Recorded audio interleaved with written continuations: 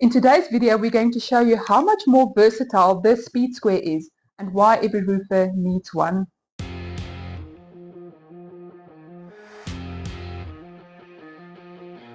In last week's video, we showed you how to use the speed square together with a chalk box and a torpedo level to determine the pitch of the roof.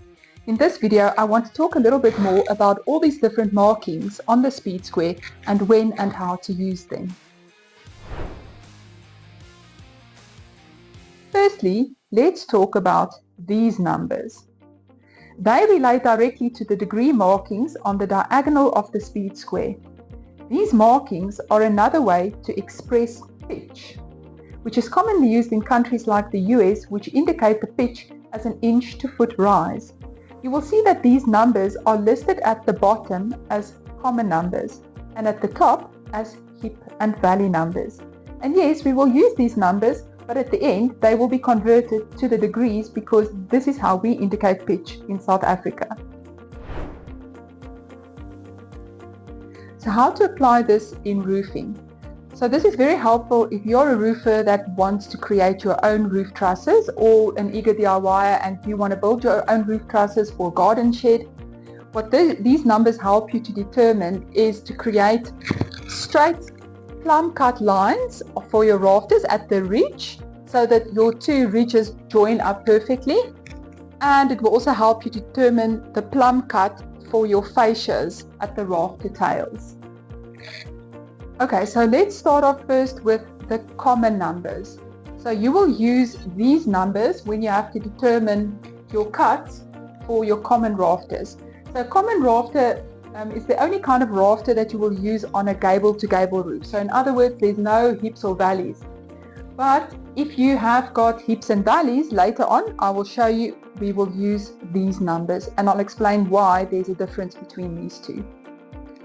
Okay, so let's say you've now measured your rafter and you've decided that your top plumb line should be cut from this point. So in other words, you've measured all the way down to the rafter tail, and this is the point at which you're going to cut. What you do then is you place your speed square flush on top of your rafter, making sure that this pivot point lines up 100% with where you want to start your cut line. Then what we're going to do is we're going to pivot this around until we get to the degrees that we need to cut. So let's say the building plans have indicated a pitch of 14 degrees. Then we are going to pivot this until this board lines up with 14 degrees.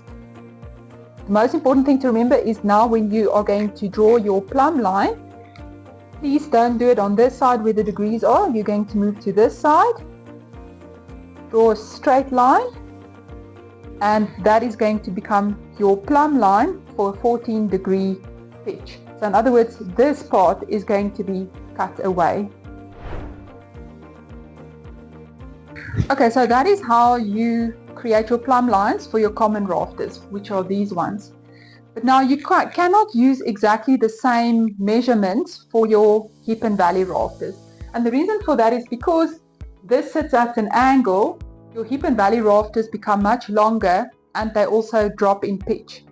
So how do we then measure those plumb lines? Okay, so to determine the plumb line for 14 degree pitch for your valley rafters, you will see that on a 14 degree pitch, that this line on the degrees matches with this number here, the number 3.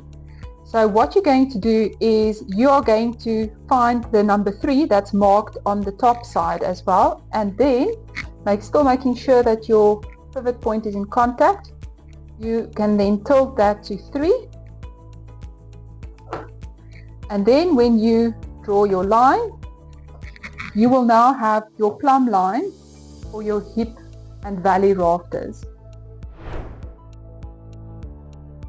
We showed you that a degree pitch of 14 degrees relates to this number 3. But what do these numbers really mean?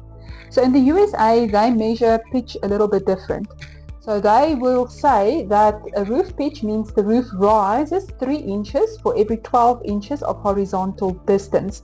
So because there is 12 inches in a foot, they will refer to this as a 312 roof.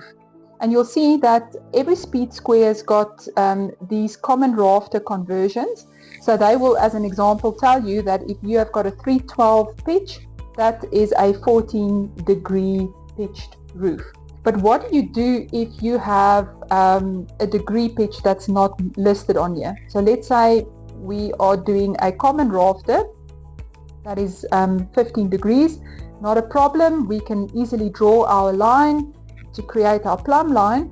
But now, if we have to now convert this 15 degrees to the correct plumb line for your hip and valleys, that's a little bit more tricky, because if I've got this tilted to 15 degrees, you'll see that it does not line up 100% with the 3 or the 4. So if I have to gauge it, it looks like it could be 3.2. So in effect, you're going to have to gauge this, and you're going to have to scale this down so that you find more or less the same point on the hip and valley numbers here. So if I then tilt this, I'm going to try and find something that is the closest to a 3.2. And that way you can then cut on this side or mark on this side to get your cutting for a 15-degree hip or valley rafter. You will also notice that the speed square's got this line drawn across it. This line is to help you to create a 90-degree angle at which to position the seat cut of a bird's mouth.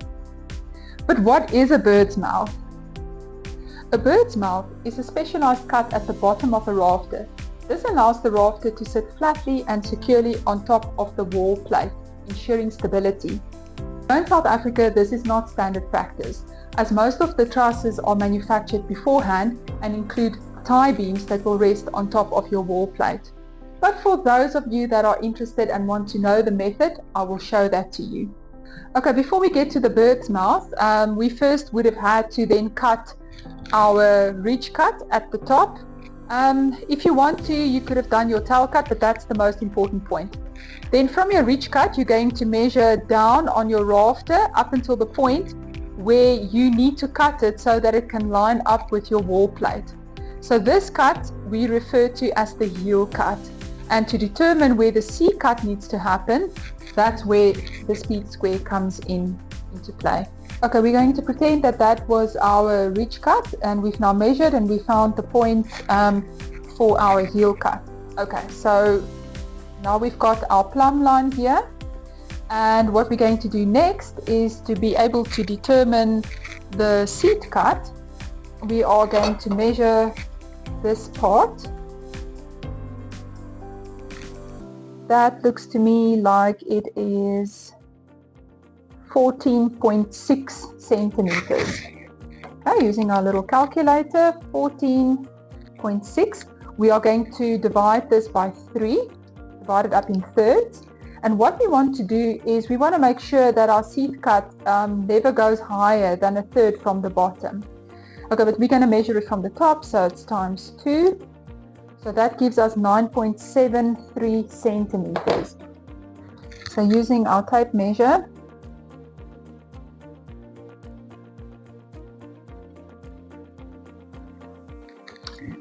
okay, and because we want to make sure that this line, when it goes down, we want to make sure that this sits at the 90-degree angle. So then we take our speed square. You might have to just turn it around a bit to find the best way to do this, but ideally either whether it's this side or if you turn it upside down or this side, I think this might be the better one to use. You want to make sure that this line goes straight across your plumb line, and then you will move it to the point that you've marked, the heel cut, and you will then draw a line across, and then that will become your bird's mouth. So in other words, this is the part that will be cut away. Okay, so there are some other uses for speed square as well, especially if you love carpentry. So I'm just going to show you some of the other common uses for this. You'll see that you've got these little notches. These are for scribe lines. So if you want to create equal lines to cut through planks, you'll use that. This is also just if you want to measure on, how can I say, perpendicular with your speed square, and you want to measure 90-degree lines upwards. But let me show you how this works. Okay, firstly, because you've got this little lip here, what this allows you to do is you can move up and down, and you can create nice 90-degree angles. But let's say you want to measure those angles to be in increments, or you want to cut this plank up into little bits, and you want it to be in increments of 3 centimeters. You can mark that then. Mark your 6 centimeters, 9, and then you can just simply slide this along and you can draw your lines. Just makes it a lot easier. Okay, so then you've got these little scribe lines here as well. So what this allows you to do is you can then just hook your pen or whatever in there. So let's say you want to create 3 centimeter width lines. You just hold this, and sorry, the plank is not very secure, and then you can just move this along, and then that allows you to create a 3 centimeter straight line. So that's just some of the other nifty bits that you can use this for. That's it for today's video. Let us know what you think about this tool. And you know, Christmas is around the corner. Who knows, if you've got a friend in the roofing business, this might be the ideal present to put in their Christmas stocking. Cheers, everyone.